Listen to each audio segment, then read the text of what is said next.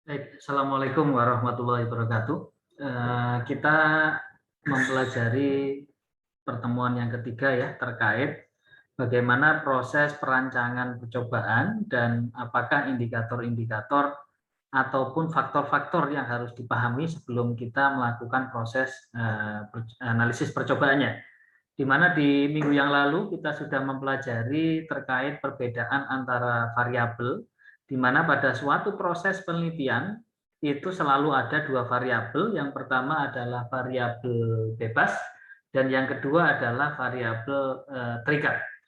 Pada perancangan percobaan yang paling patut untuk dipertimbangkan adalah diharuskannya ada suatu pengulangan atau repetition, di mana pada suatu penelitian itu seringkali kesimpulannya harus betul-betul menggambarkan dari suatu hubungan sebab akibat dalam proses eksperimental itu. Sehingga kata kunci atau ajas dalam rancop itu yang harus Anda pahami adalah pengulangan, kemudian pengacakan, karena nanti Anda akan diperkenalkan dengan rancangan acak, ya, di mana dibagi menjadi dua. Biasanya yang paling banyak digunakan nanti adalah RAL dan RAK, rancangan acak lengkap dan rancangan acak kelompok. Minggu depan akan kita pelajari secara lebih detail. Dan adanya kontrol secara lokal.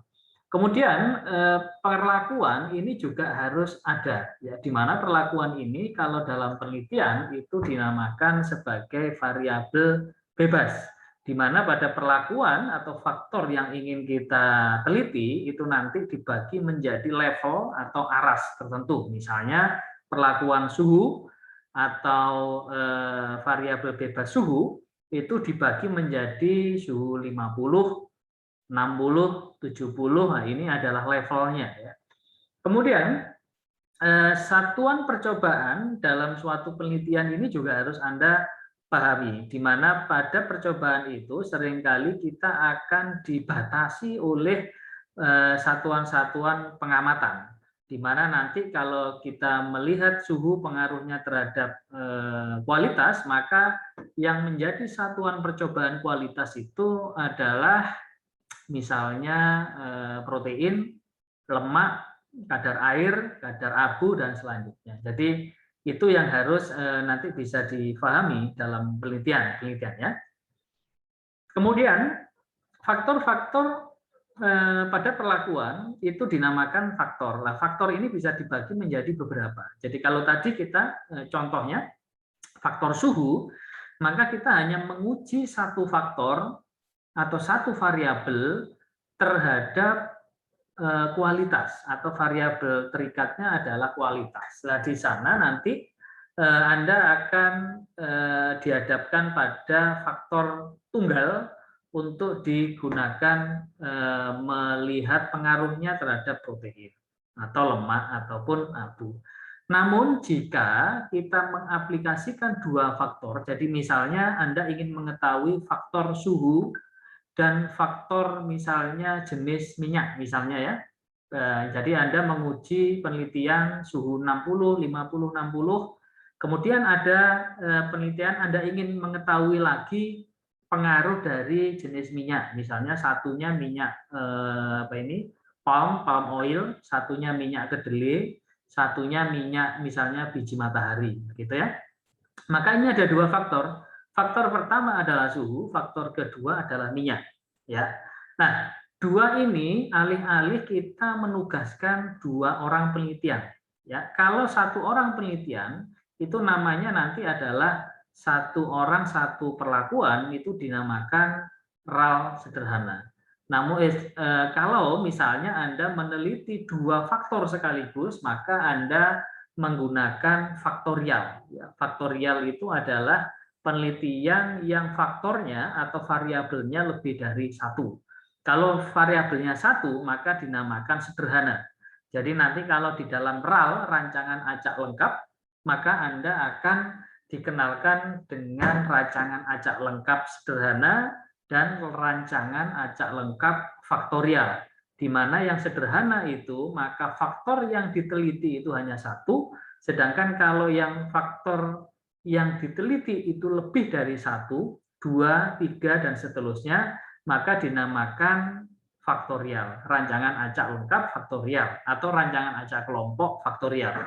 Nanti akan kita bahas bedanya antara kapan kita menggunakan rancangan acak lengkap, kapan kita menggunakan rancangan acak kelompok. Gitu ya.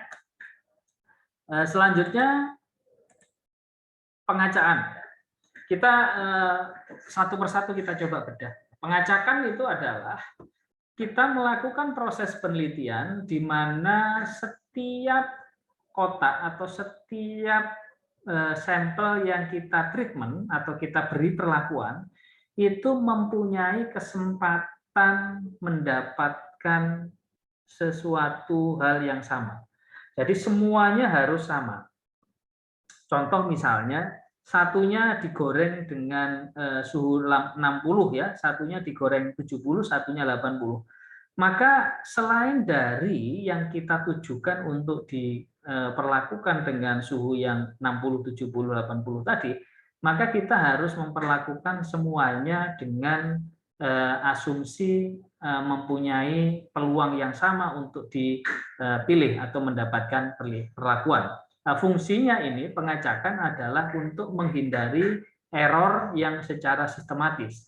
Kecuali nanti beberapa metode penelitian itu memang menggunakan beberapa cara yang tidak pengacakan ya. Jadi caranya pengacakan itu seharusnya memang adalah misalnya kita melempar dadu, misalnya kita memilih semacam rolling itu ya, bola berputar kemudian kita putar, kemudian kita ya. Nah, di situ maka semua harus mempunyai peluang yang sama. Setiap nomor itu sama. Kalau melempar dadu misalnya 1 sampai 6 ya. Maka keluarnya angka 1 dengan keluarnya angka 6 itu pasti sama peluangnya. Peluang nomor 5 juga sama, peluang nomor 4 juga akan sama. Jadi asumsi untuk proses penelitian dengan menggunakan perancangan itu harus ada proses pengacakan.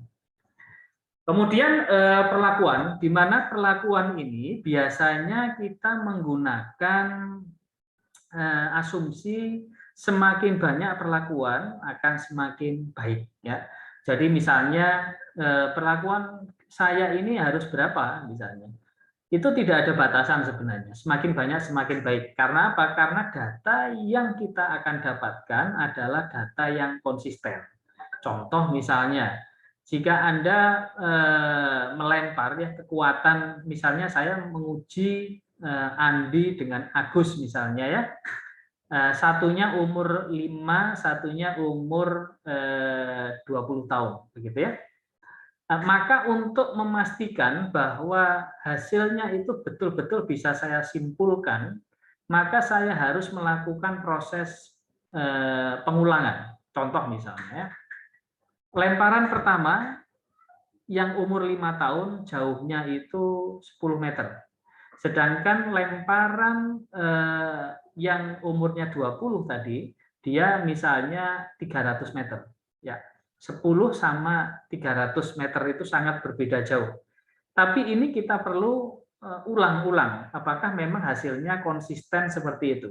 Jangan-jangan nanti ada semakin banyak ketidakkonsistenan, maka data itu semakin tidak bisa kita gunakan untuk menganalisis. Contoh misalnya, Anda menguji satu yang 5 tahun tadi, lemparannya itu selalu 10 meter. Lemparan kedua 10,2 meter. Lemparan ketiga 11 meter misalnya ya. Kalau kita menggunakan ulangan ketiga. Kemudian ini akan berbeda cara menyimpulkan jika lemparan pertama itu 10 meter. Lemparan kedua itu 100 meter. Lemparan ketiga 50 meter. Nah, ini nanti kita rata-ratanya akan menghasilkan error atau standar deviasi yang tinggi. Karena ini sebenarnya anak ini mampu melempar berapa? Karena ulangan 1 dia mampu melempar 10. Ulangan kedua dia 70 meter. Ulangan ketiga dia 100 meter. Nah, ini sebenarnya anak ini kemampuannya yang mana? Nah, ini akan sulit. Nah, untuk memastikan bahwa ulangan itu menghasilkan sesuatu yang konsisten, Sehingga nanti kalau ditarik kesimpulan itu dia menghasilkan kesimpulan yang cocok ataupun sesuai, maka kita memerlukan ulangan semakin banyak semakin baik. Kalau misalnya tadi kasus 3 ulangan, 1 sekali melempar anak yang sama itu dia 10. Kemudian tidak diulang, Anda langsung menyimpulkan bahwa anak ini mampu melempar 10 meter. Padahal Anda tahu pengulangan kedua dia 70 meter, sehingga kesimpulan yang pertama itu salah. Karena dia mampu melempar 10 meter, padahal ternyata dia mampu melempar 70 meter lah. Inilah gunanya dari proses pengulangan, ya. Di mana biasanya untuk proses pengulangan itu digunakan minimal biasanya 3. Kalau dalam penelitian-penelitian di bidang eksak perikanan itu umumnya biasanya 3, atau menggunakan pendekatan biasanya N-1, R-1 lebih kecil sama dengan 15. Itu nanti kalau dihitung tergantung perlakuan. Semakin banyak perlakuan maka membutuhkan semakin sedikit ulangan. Kalau perlakuannya misalnya cuma 6, misalnya perlakuan itu levelnya ya. Jadi perlakuan suhu levelnya 20, 30, 40, 50, 60, 70 misalnya 6, maka perlakuan ini akan mengharuskan kita mengulang kemungkinan 5 kali. Tapi kalau Anda perlakuannya itu 20, 50 dan misalnya 80, cuma 3, maka kemungkinan Anda membutuhkan ulangan sebanyak 9 kali. Jadi semakin banyak, ingat, semakin banyak perlakuan, maka dibutuhkan tidak terlalu banyak pengulangan. Semakin sedikit perlakuan, maka akan membutuhkan semakin banyak ulangan. Ini adalah kuncinya, mohon diingat ya. Kemudian kontrol, di mana kontrol ini harus dilakukan. Suatu penelitian selain dari variabel bebas harus dialami sama oleh sampel. Ini ingat, ini kata kuncinya juga. Selain faktor perlakuan, maka semuanya harus sama. Contoh misalnya, Anda penelitian di laboratorium, ini dianggap semua kondisinya terkontrol, sehingga betul-betul yang berpengaruh terhadap hasil itu adalah hanya perlakuan. Kalau misalnya perlakuan yang dilakukan di luar ruangan, umumnya, ya sekali lagi umumnya, tidak semua, umumnya adalah menggunakan rancangan acak yang kelompok. Kalau di laboratorium menggunakan rancangan acak lengkap. Nah ini harus diingat. Kenapa kok yang di lab itu dinamakan lengkap, yang di lingkungan atau alam itu ya itu dinamakan kelompok. Nah ini salah satunya adalah nanti tergantung apakah kita mengkontrol atau tidak. Contoh satu perlakuan, satunya ingin menguji pengaruh pemanasan matahari terhadap kadar air misalnya ya. Pengaruh pemanasan matahari terhadap kadar air rumput laut misalnya ya. Jadi ada rumput laut itu yang hari ini Anda panaskan 3 jam. 3 jam itu Anda panaskan di dalam sinar matahari loh ya, bukan oven ya ini, sinar matahari. Maka Anda taruh hari ini selama 2 jam, dipanaskan 2 jam atau dijemur 2 jam. Apakah satunya 1 jam, satunya 2 jam, satunya 3 jam. Contoh ya, lama pengeringan sinar matahari 1 jam, 2 jam, 3 jam. Maka apakah pada penyinaran 1 jam itu kita bisa mengontrol sinar matahari? Kalau Anda tidak bisa mengontrol atau pada 1 jam pertama, maka awan itu tidak boleh ada yang menaungi ya. Karena supaya sama, dia dipanaskan mataharinya sama. Satu perlakuan saja, 1 jamnya itu ternyata kena mendung misalnya 5 menit, maka hasilnya itu sudah tidak sesuai dengan kaidah rancangan acak lengkap. Karena ada beberapa hal yang tidak bisa kita kendalikan. Jadi kalau Anda merasa tidak bisa mengendalikan atau mengkontrol lingkungan, maka Anda harus menggunakan rancangan acak yang sifatnya kelompok, bukan rancangan acak lengkap. Sehingga biasanya kalau orang-orang THP itu biasanya tidak selalu, ada beberapa syarat, itu menggunakan rancangan acaknya adalah lengkap. Sedangkan untuk anak-anak yang PSP, pemanfaatan sumber daya perikanan misalnya, karena dia biasanya penelitiannya di laut, dia tidak bisa mengkontrol ombak, kecepatan angin, kecepatan arus, dan juga yang lainnya, maka biasanya dia menggunakan rancangan acak kelompok. Ini juga nanti akan kita bahas di minggu depan. Kemudian selanjutnya adalah hal-hal yang perlu diperhatikan dalam perancangan percobaan. Hal yang perlu perhatikan adalah Anda harus menentukan dulu tujuan dari percobaannya. Apakah menggunakan tujuannya Anda mengetahui suhu terhadap kualitas atau yang lain. Karena tujuan penelitian ini akan sangat berhubungan erat dengan hipotesis yang harus Anda bangun, ya. Kemudian hipotesisnya ketemu, maka Anda akan merancang perlakuannya. Dan yang penting adalah Anda melakukan proses percobaan. Nah, di proses percobaan inilah nanti Anda akan diperkenalkan dengan teknik-teknik bagaimana mengatur format datanya. Nanti akan kita pelajari di minggu depan. Kemudian faktor-faktor lain yang berpengaruh Anda juga harus bisa mengidentifikasi. Jika tidak bisa mengkontrol faktor-faktor yang misalnya lain, maka Anda harus menggunakan rancangan acak kelompok. Kalau memang bisa, maka Anda menggunakan rancangan acak lengkap. Kemudian hasil penelitian terdahulu ini juga Anda harus baca-baca supaya Anda bisa tahu bahwa ternyata beberapa penelitian-penelitian itu sudah pernah dilakukan sehingga tidak boleh lagi untuk dilakukan kecuali Anda menggunakan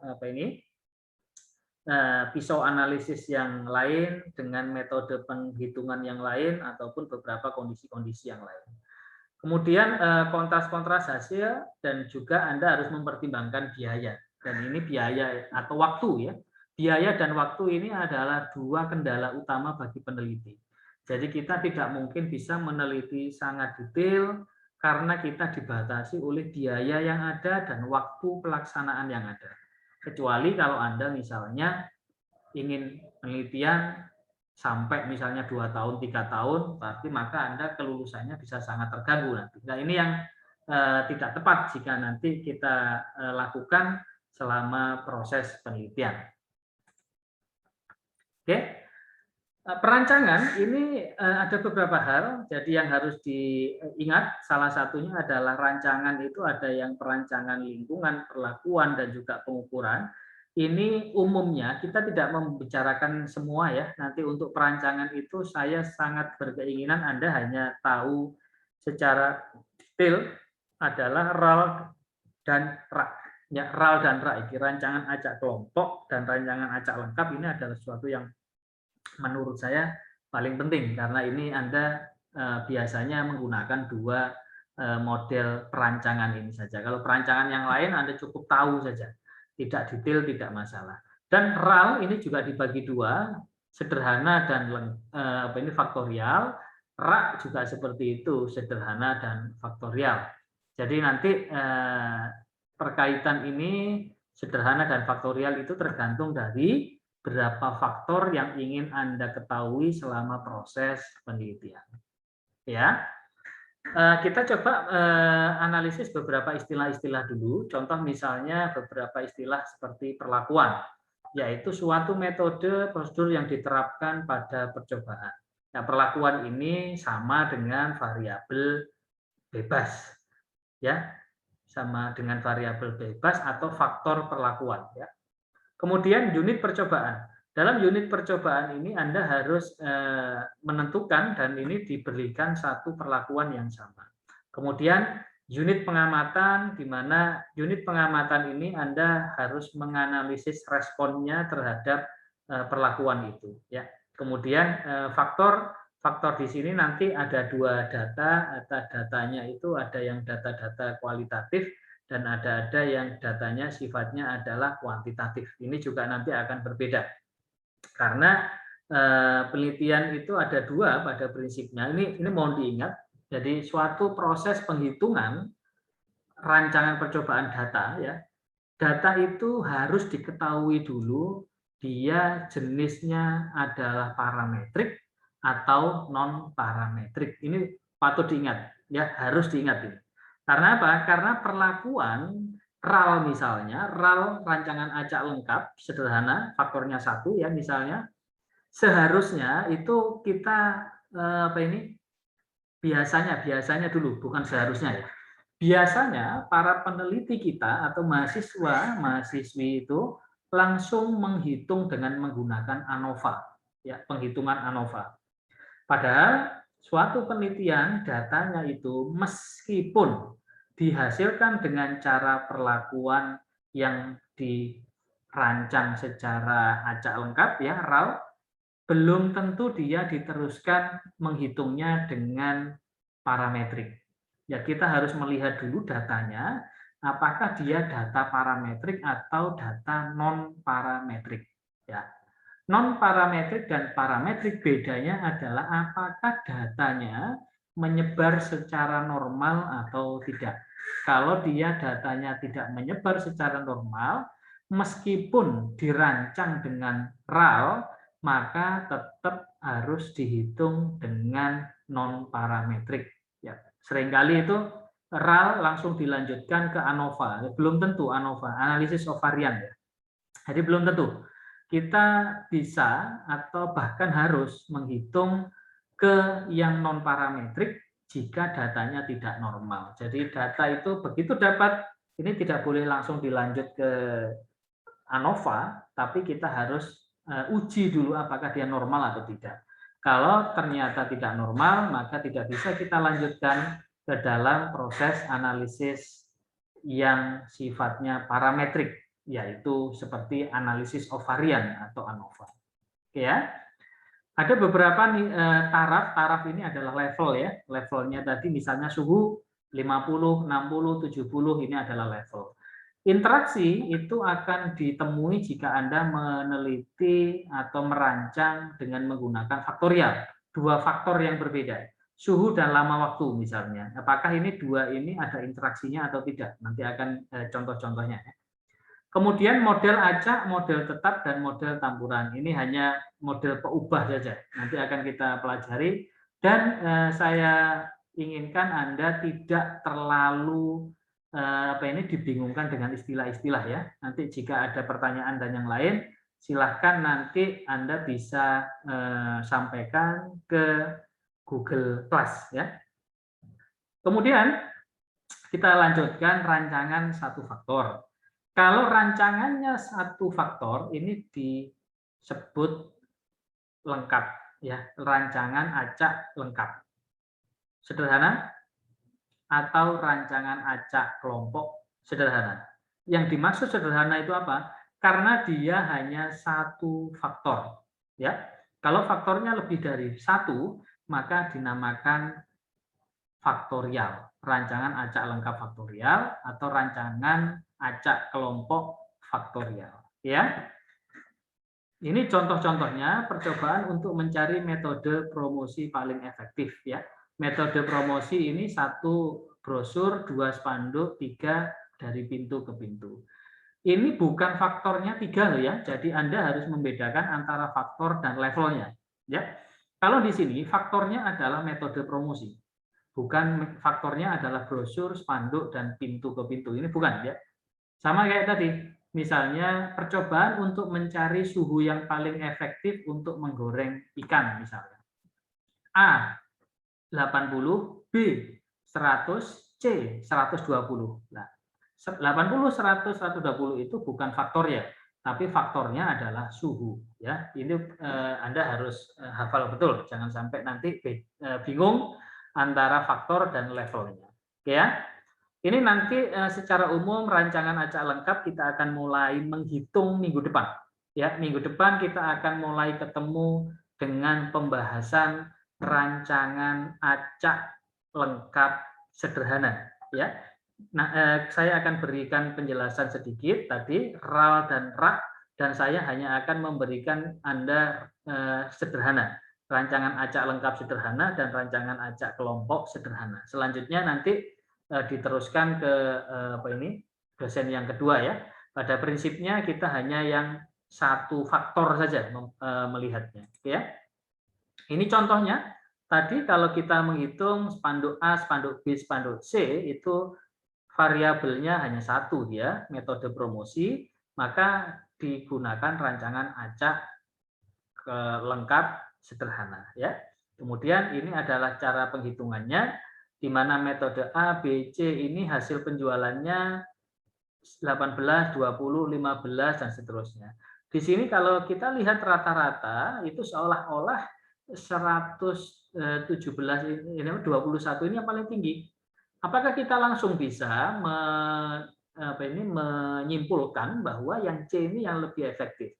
Nah, belum tentu. Kita harus uji dengan uji lanjut, yaitu uji kita dengan menggunakan ANOVA, ya, A, B, C. Apakah metode ini berpengaruh terhadap penjualan?